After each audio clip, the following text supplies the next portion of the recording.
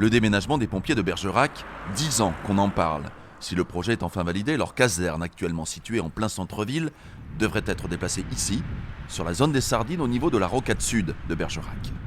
C'est un projet important parce qu'il y a une attente très ancienne d'abord des pompiers, parce que ces locaux sont vétustes. Ils sont dans la ville, donc ils sont quand même relativement mal placés, parce que quand il faut partir en opération, il y a quand même, il faut passer dans plusieurs rues, donc c'est mieux d'être sur une rocade avec un démarrage immédiat.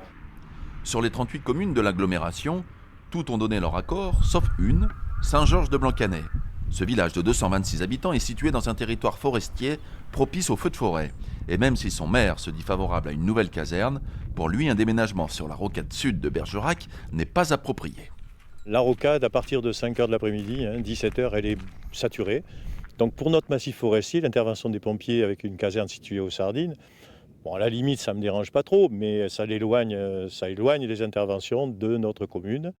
Le maire estime que sa commune devrait être reliée à la caserne de Mussidan plutôt qu'à celle de Bergerac. Impossible selon l'état-major des pompiers, car chaque secteur est délimité selon des critères précis.